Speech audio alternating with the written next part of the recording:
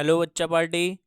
The Orient classes के इस platform पे मैं आप सभी का मोस्ट वेलकम करता हूँ। दोस्तों, हम लोगों ने डिसाइड किया है कि पहले हम लोग आपके एग्ज़ाम्स आने वाले हैं तो हम लोग न्यूमेरिकल पोर्शन को कवर कर लेते हैं, है ना। क्योंकि थ्योरी इतनी जल्दी कवर नहीं होने वाली है ना। तो हम लोग न्यूमेरिकल को देखते हैं जिसमें आपके न्यूमेरिकल पोर्शन कवर हो जाएंगे। और मैं उम्मीद करता हूँ आपने स्कूल में बहुत अच्छे से पढ़ा होगा, और अगर नहीं भी पढ़ा होगा तो भी मैं उसको बहुत ही ईजी बनाने की कोशिश करूँगा। ठीक है, तो आइए हम लोग न्यूमेरिकल पोर्शन को पहले कवर करने की कोशिश करते हैं, जिसमें सबसे पहले मैंने आपका इस चैप्टर से जितने भी फार्मूले इस न्यूमेरिकल में पूरे यूज़ हुए हैं ना, उन सारे फार्मूले को मैंने इकट्ठा कर दिया है। ठीक है, जिसमें फर्स्ट फार्मूला अपने पास क्या है, Q is equal to small n into e. जहाँ पर Q क्या है अपने पास, Q है नंबर ऑफ Q क्या है, total charge on the body, and small n is the number of electrons, and E is the total charge on the electrons. एक इलेक्ट्रॉन्स पे कितने चार्ज होते हैं, वो होता है 1.67 इंटू 10⁻⁻19 कूलम। ठीक है, और यहाँ से आप निकाल सकते हो ना कि अगर कोई बॉडी है, उस बॉडी पर टोटल कितना चार्ज है ये फाइंड करना है तो भी आप फाइंड कर सकते हो इस फार्मूले से, या फिर उस बॉडी में कितने इलेक्ट्रॉन्स हैं वो भी आप फाइंड कर सकते हो। ठीक है, फिर सेकेंड फार्मूला अपने पास क्या है, I is equal to Q by T. I बोले तो इलेक्ट्रिक करंट है, क्यू आपका चार्ज है, और टी क्या है, टाइम है। अगर किसी भी सर्किट में कुछ चार्जेस फ्लो हो रहे हैं, उन चार्जेस के फ्लो होने की वजह से अगर आपको निकालना है इलेक्ट्रिक करंट, तो आप इस फार्मूले का यूज करके करंट की वैल्यू फाइंड कर सकते हो। ठीक है, अगर कूलॉम ने कहा था कि अगर दो चार्जेस हैं अपने पास और दोनों चार्जेस के बीच में फोर्स लगेगा ना, चाहे वो अट्रैक्शन का हो या रिपल्शन का हो, तो वो फोर्स की वैल्यू क्या होगी, ये होगी 1/4πε0 Q1 Q2/r²। जहाँ पे एप्सिलॉन नॉट क्या है, परमिटिविटी ऑफ फ्री स्पेस। बोले तो फ्री स्पेस जो है ना उसका परमिटिविटी है ये, और इसकी वैल्यू फिक्स होती है।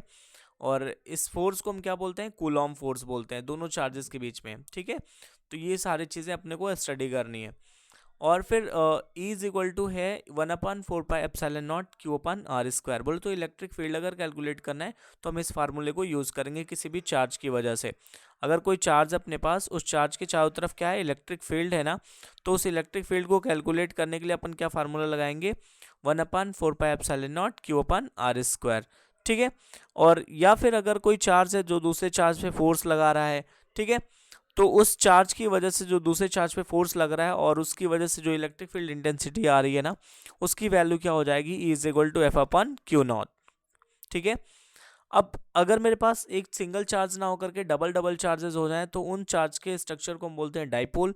और डाइपोल का जब इकट्ठा हो जाएंगे ना, तो आपने देखा होगा कि गर्ल्स एक दूसरे का हाथ पकड़ करके ऐसे रोटेट होती रहती है ना, रोटेट होती रहेंगी ऐसे। ठीक है, तो गर्ल्स जब रोटेशन होती हैं तो इसमें दो गर्ल्स होती हैं, दोनों एक दूसरे को अपनी तरफ खींच रही होती हैं। ऐसे ही अगर दो चार्ज एक दूसरे को अपनी तरफ खींचने लगेंगे ना, तो उनके खींचने की वजह से क्या होगा, वहाँ पे मोमेंट जनरेट होगा, और उसको क्या बोलते हैं, इलेक्ट्रिक डाइपोल मोमेंट बोलते हैं, जिसकी वैल्यू होती है P is equal to Q into 2A। ठीक है, जो 2A होता है ना, ये दोनों चार्ज के बीच का डिस्टेंस होता है। ये जो दोनों चार्ज के बीच का डिस्टेंस है ना, इसको क्या बोलते हैं, 2A बोलते हैं। ठीक है, और Q क्या है, चार्ज की वैल्यू है। और डाइपोल क्या होता है, डाइपोल एक स्ट्रक्चर है जिसमें दो चार्ज होते हैं और उन दोनों का मैग्नीट्यूड तो सेम होता है। मैग्नीट्यूड क्या होता है, सेम होता है, लेकिन साइन क्या होता है, अपोजिट होता है। ठीक है, और अगर ये एक दूसरे से कितने दूरी पर रखे हैं, 2A डिस्टेंस पे रखे हैं ना, तो इस स्ट्रक्चर को क्या बोलते हैं, डाइपोल बोलते हैं। ठीक है, अब इनकी वजह से जो मोमेंट जनरेट होता है ना, उस मोमेंट को या टॉर्क जो जनरेट होता है, या किसी डाइपोल को उठा करके मैंने क्या किया, किसी इलेक्ट्रिक फील्ड में रख दिया। ये डाइपोल है और इस डाइपोल को उठा करके अगर मैंने इलेक्ट्रिक फील्ड में रख दिया, तो इस पर क्या लगेगा, एक टॉर्क लगेगा जो इसको क्या करेगा, इसमें रोटेट करवाएगा, है ना। तो उस टॉर्क की वैल्यू होती है P साइन थीटा। ठीक है, तो यहाँ से अपने को टार्क भी पूछा जा सकता है, तो उसको यूज सॉल्व करने के लिए हम क्या करेंगे, tau is equal to P sine theta use करेंगे। डन है। उसके बाद में फ्लक्स की वैल्यू फाइंड करनी थी, तो फ्लक्स की वैल्यू फाइंड करने के लिए अपने पास फार्मूला क्या था, phi is equal to EDA cos theta, है ना। फ्लक्स के लिए फार्मूला क्या था, phi is equal to EDA cos theta. लेकिन गॉस आया और गॉस ने कहा कि नहीं यार, इतना भयानक खुराफात अपने को नहीं करनी है, हम फ्लक्स की वैल्यू को डायरेक्ट कैलकुलेट कर सकते हैं। कैसे, phi is equal to Q/ε0 लगा करके। ठीक है, उसके बाद में गॉस थ्योरम के कुछ एप्लीकेशंस थे, जिसमें अपने को एक इनफाइनाइट लेंथ का एक चार्ज वायर मिला था, और उस वायर की वजह से इलेक्ट्रिक फील्ड निकालनी थी। ठीक है, तो उस इलेक्ट्रिक फील्ड की वैल्यू क्या हो जाती है 1/4πε0 लैम्डा अपॉन डी, जहाँ पर लैम्डा क्या है लीनियर चार्ज डेंसिटी है, लैम्डा क्या है लीनियर चार्ज डेंसिटी है जिसकी वैल्यू होती है total charge per unit length, ठीक है। लैम्डा इज इक्वल टू क्या हो जाता है क्यू बाई एल, और इस इलेक्ट्रिक फील्ड की वैल्यू हो जाती है 1/4πε0 लैम्डा बाई डी। लेकिन अगर वहीं पे अपने पास जो है एक लीनियर वायर ना मिल करके क्या मिल जाए, एक इनफाइनाइट एरिया का चार्ज शीट मिल जाए, तो उसकी वजह से जो इलेक्ट्रिक फील्ड होता है वो E is equal to sigma upon 2ε0 होता है, ठीक है। और आपको पता है मास इज इक्वल टू क्या होता है डेंसिटी इनटू वॉल्यूम, है ना। बट अगर मेरे पास डाइपोल है ना, एक डाइपोल है, उस डाइपोल की वजह से इलेक्ट्रिक फील्ड निकालनी है किसी भी पॉइंट पर, नो मैटर, तो उसके लिए जो जनरल सा इक्वेशन है वो अपने पास वो क्या है is equal to K P upon R cube under root 3 cos square theta plus 1 है, ठीक है। बस ध्यान रखिएगा जब हम एक्सिस की बात करेंगे ना, एक्सिस की बात, तो एक्सिस के लिए थीटा कितना हो जाएगा 0, और इक्वेटोरियल के लिए कितना हो जाएगा theta is equal to 90 degree, ठीक है। अब यहाँ पे आप एक्सिस के लिए इक्वेटोरियल के लिए थीटा की वैल्यू चेंज करते जाओगे, आपको इलेक्ट्रिक फील्ड की वैल्यू मिल जाएगी, ठीक है। बस फार्मूले में ध्यान रखिएगा, यहाँ पे फार्मूले में क्या है के पी अपन आर क्यूब है। तो आइए हम लोग बिना समय गंवाए हुए डायरेक्ट चलते हैं न्यूमेरिकल पोर्शन पे, ठीक है, और अपने एक्सरसाइज के न्यूमेरिकल को सॉल्व करना स्टार्ट करते हैं। जिसमें से फर्स्ट अपने पास जो न्यूमेरिकल है ना, उस न्यूमेरिकल में है क्या, कह रहा है what is the force between two small charged sphere.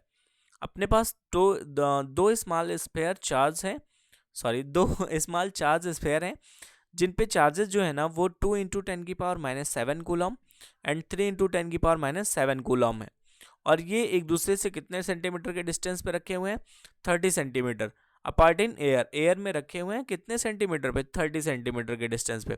तो देखो बच्चे जब भी फिजिक्स में आपको न्यूमेरिकल सॉल्व करना हो ना, तो सबसे पहले आप इसमें क्या लिखोगे, सबसे पहले आप सॉल्यूशन डालोगे, है ना, उसके बाद गिवन पोर्शन लिखोगे कि गिवन क्या अपने को, जब अपने को ये पता चल जाता है ना कि गिवन क्या है, अपने को फाइंड क्या करना है, तो चीज़ें आसान हो जाती हैं। सबसे पहले अपने पास गिवन है ना चार्ज, दोनों चार्ज गिवन है, बोले तो Q1 गिवन है, Q1 की वैल्यू कितनी है 2 × 10⁻⁷ कूलम, ठीक है, और Q2 की वैल्यू कितनी गिवन है 3 × 10⁻⁷ कूलम, ठीक है। Q1 Q2 दे दिया गया, placed at 30 centimetre apart in air, air में इनको कितनी दूरी पर रखा हुआ है 30 सेंटीमीटर की दूरी पर ना, लेकिन कहाँ पे एयर में रखा हुआ, तो इस सेंटीमीटर को पहले मीटर में चेंज करेंगे तो कितना हो जाएगा 30 × 10⁻⁻2 मीटर, ठीक है। और ये कहाँ रखे हुए हैं एयर में रखे हुए हैं, तो इनके बीच का अपने को क्या निकालना है, इनके बीच का फोर्स निकालना है अपने को ना।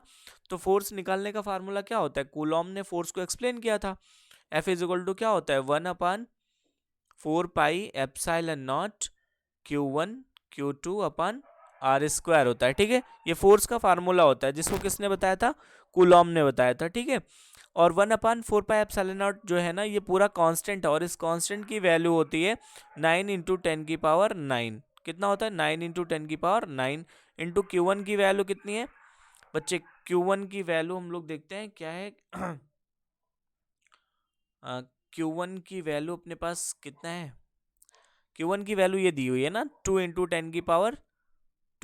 10⁻⁷, ठीक है, और इंटू Q2 की वैल्यू कितनी है 3 × 10⁻⁷, ठीक है, अपान क्या हो जाएगा आर स्क्वायर ना, क्योंकि इस पूरे की वैल्यू ये जो 1/4πε0 है ना, इस पूरे की वैल्यू होती है 9 × 10⁹, क्यों, क्योंकि आप यहाँ लिख सकते हो 1/4πε0 इक्वल टू क्या होता है 9 × 10⁹, ठीक है। अब अपन आर स्क्वायर ना, आर स्क्वायर बोलते हो 30 × 10⁻⁻2 का होल स्क्वायर, तो इसको हम ऐसे लिख सकते हैं 30 × 10⁻⁻2 का होल स्क्वायर, ठीक है। अब इसको अपने को सिंप्लीफाई करना है, तो बच्चे ये सिंप्लीफिकेशन का काम ना ये आपका रहेगा, ठीक है। मैं आपको सिर्फ गाइड करूंगा कि आपको ऐसे सिंप्लीफाई करना है, इतना न्यूटन क्या हो जाएगा ये फोर्स लगेगा, ठीक है। इसको आप सिंप्लीफाई कर लीजिएगा, जो भी आएगा वो आपका आंसर हो जाएगा, और आपका आंसर क्या आएगा F इज इक्वल टू आ जाएगा कितने न्यूटन का फोर्स लगेगा, और आपकी F की जो वैल्यू आएगी वो टोटली हो जाएगी 6 × 10⁻³ न्यूटन का, ठीक है। 6 × 10⁻³ न्यूटन का फोर्स लगेगा, यही आपका क्या हो जाएगा आंसर हो जाएगा, ठीक है। बढ़ते हैं नेक्स्ट क्वेश्चन की तरफ, और नेक्स्ट क्वेश्चन अपने पास क्या है, the electrostatic force on a small sphere of charge 0.4 microcoulomb due to another small sphere of charge minus 0.8 microcoulomb in air is 0.2 Newton. अपने पास दो चार्ज स्फेयर हैं, एक चार्ज स्फेयर की जो वैल्यू है ना वो 0.4 माइक्रोकूलम है और दूसरे की वैल्यू माइनस 0.8 माइक्रोकूलम है, और ये दोनों एक दूसरे से एयर में रखे हुए हैं और जो फोर्स लगा रहे हैं वो 0.2 न्यूटन का लगा रहे हैं। फर्स्ट जो अपने को फाइंड करना है, what is the distance between the two spheres, दोनों स्फेयर्स के बीच का डिस्टेंस क्या होगा। और सेकंड जो फाइंड करना है, what is the force on the second sphere due to the first sphere. तो आप तो पहले ऐसे क्वेश्चन पढ़ के ही सेकंड का आंसर दे सकते हो। कह रहा है what is the force on the second sphere due to the first, मतलब सेकंड स्फेयर पर फर्स्ट की वजह से कितना फोर्स लगेगा ना। तो आप तो जानते हो ना कि न्यूटन का थर्ड लॉ क्या कहता है, to every action there is equal and opposite reaction. मतलब आप किसी पे फोर्स अप्लाई कर रहे हो ना, जैसे ये दो भाई साहब हैं, ठीक है, ये दो भाई साहब हैं, ठीक है, और इनको सपोज इन पे बहुत भयानक गुस्सा आ गया है ना, ये दूसरे वाले पे, और ये इनको क्या कर दिए, अच्छे से लगा दिए है ना। अगर इन्होंने इन पे फोर्स लगाया तो न्यूटन का थर्ड लॉ क्या कहता है, इन्होंने भी इन पे उतना ही फोर्स लगाया ना। तो अगर दोनों चार्ज एक दूसरे पे फोर्स लगा रहे हैं, सपोज ये कितना लगा रहा है 0.2 न्यूटन, तो ये भी कितना लगाएंगे 0.2 न्यूटन। तो अगर दोनों एक दूसरे पे कितना 0.2, तो ये भी कितना लगाएंगे 0.2 न्यूटन का। तो मतलब जितना फोर्स ये लगा रहे थे उतने फोर्स ये भी लगाएंगे, इक्वल फोर्स लगाएंगे, ठीक है। बस अपने को निकालना क्या है, डिस्टेंस निकालना है, ठीक है। तो सबसे पहले हम लोग लिखेंगे क्या, सॉल्यूशन, और सॉल्यूशन में अपने पास गिवन क्या है ये हम लोग पहले फाइंड करेंगे, ठीक है। तो गिवन क्या है बच्चे, Q1 की वैल्यू गिवन है ना, फर्स्ट चार्ज कितना है 0.4 माइक्रो कूलॉम है, कितना है 0.4 माइक्रो कूलॉम। इसको अगर हम कूलॉम में चेंज करेंगे ना तो एक माइक्रो में 10⁻⁻6 होती है वैल्यू, तो कितना हो जाएगा 0.4 इंटू 10⁻⁻6 कूलॉम, ठीक है। और Q2 की वैल्यू जो अपने पास गिवन है वो कितना गिवन है, -0.8 माइक्रो कूलॉम।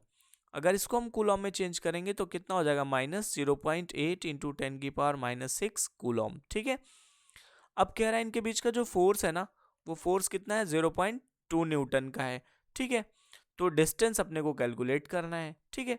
तो डिस्टेंस हम कैसे कैलकुलेट करेंगे ये ध्यान से देखिएगा। आपको पता है from Coulomb's law F is equal to क्या होता है 1/4πε0 Q1 Q2 अपन R², ठीक है। और F की वैल्यू कितनी गिवन है 0.2 इक्वल्स टू, आपको पता है 1/4πε0 की वैल्यू क्या होती है 9 इंटू 10⁻9 इंटू Q1 की वैल्यू कितनी गिवन है 0.4 इंटू 10⁻6 इंटू Q2 की वैल्यू 0.8 इंटू 10⁻6, बट ये किस साइन के साथ है, माइनस साइन के साथ है ना, तो इसको माइनस साइन यहाँ इंक्लूड करें। खैर उसका कोई लेना देना है, बस माइनस साइन क्या हो गया है, अट्रैक्शन हो जाएगा इनके बीच में, ठीक है। अब यहाँ पे क्या है R² है। अब अगर हम सिंप्लीफाई करें इसको ना तो ये क्या हो जाएगा R² is equal to 9 into 10⁻9 into 0.4 into 10⁻6 into -0.8 into 10⁻6 upon क्या हो जाएगा, इस फोर्स को इधर ट्रांसफर करेंगे ना तो ये कितना हो जाएगा 0.2। और इसको जो आप सिंप्लीफाई करोगे ना तो सिंप्लीफाई करने के बाद जो अपने को वैल्यू मिलेगी आर की वो क्या मिल जाएगी, वो आर की वैल्यू आ जाएगी 12 सेंटीमीटर, ठीक है। आर की वैल्यू क्या आ जाएगी 12 सेंटीमीटर, बट आप इसको सिंप्लीफाई कर लीजिएगा, ठीक है, 12 सेंटीमीटर। समझ में आया। तो जो दोनों चार्ज के बीच का डिस्टेंस होगा वो कितना हो जाएगा बच्चे 12 सेंटीमीटर हो जाएगा, ठीक है। तो बढ़ते हैं नेक्स्ट क्वेश्चन की तरफ। नेक्स्ट क्वेश्चन जो अपने पास है वो कुछ इस तरीके से है, ठीक है। हाँ ये बढ़िया क्वेश्चन है, इसमें डेरिवेशन वगैरह है बट कोई बात नहीं, आप बहुत ही आसान क्वेश्चन है, ठीक है।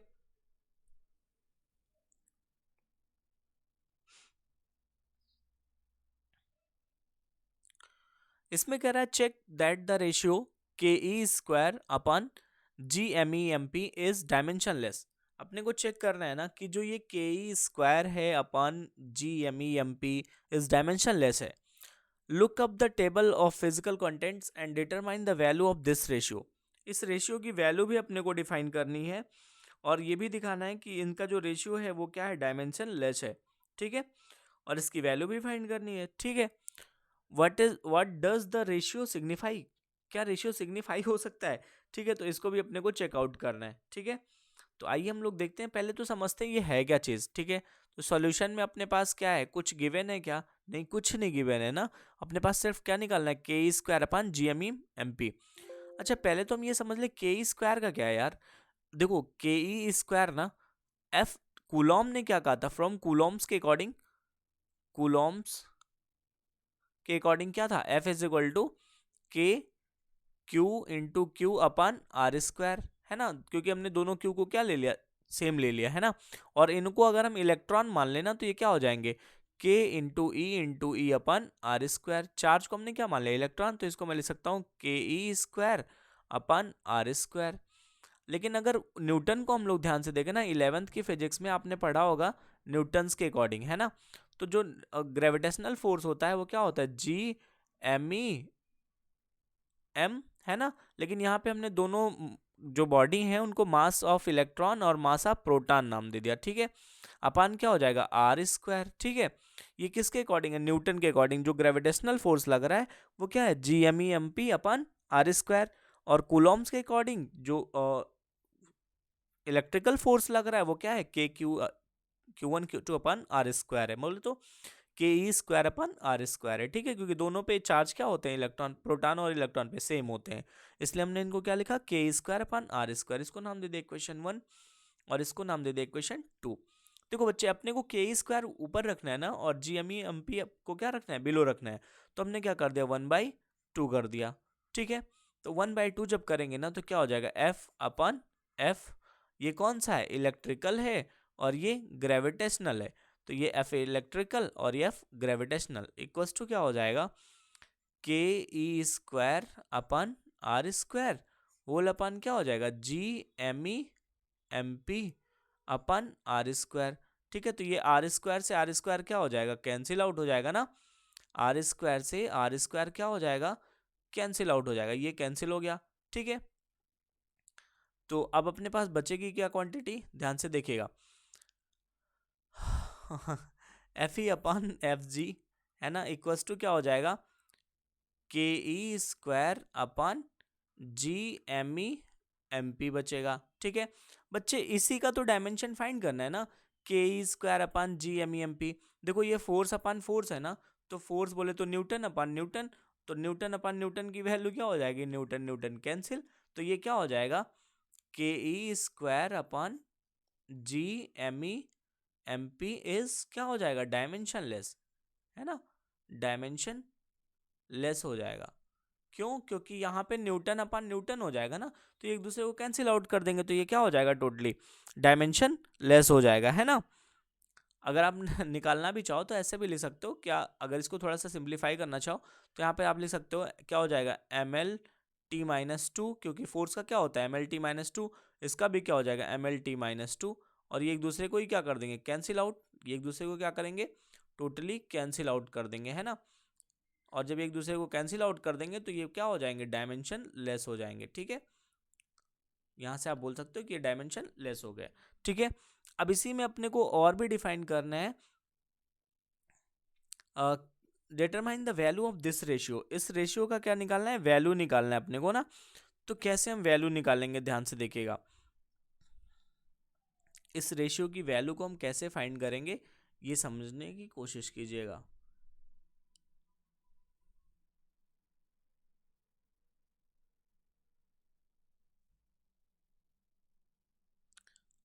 अब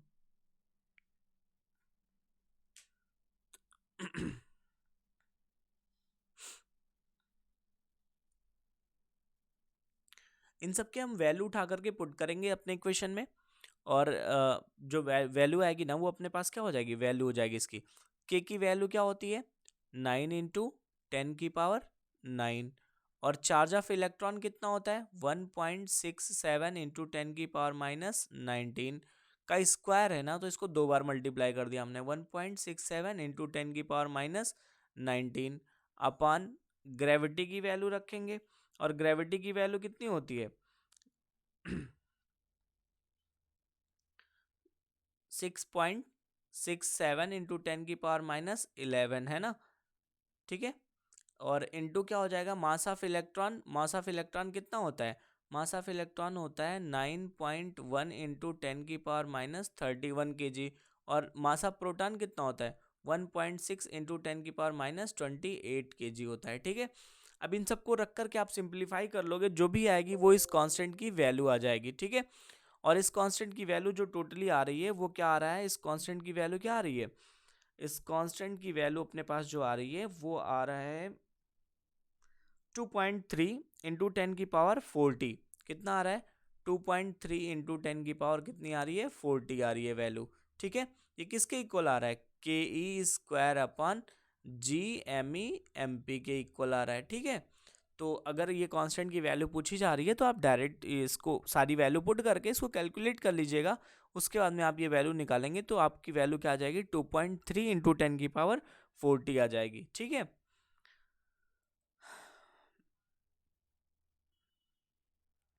नेक्स्ट क्वेश्चन की तरफ हम लोग बढ़ते हैं, उससे पहले मैं आपसे एक रिक्वेस्ट करना चाहूँगा, आप चैनल को सब्सक्राइब करके वीडियो को लाइक करके शेयर जरूर कर दीजिए, ठीक है।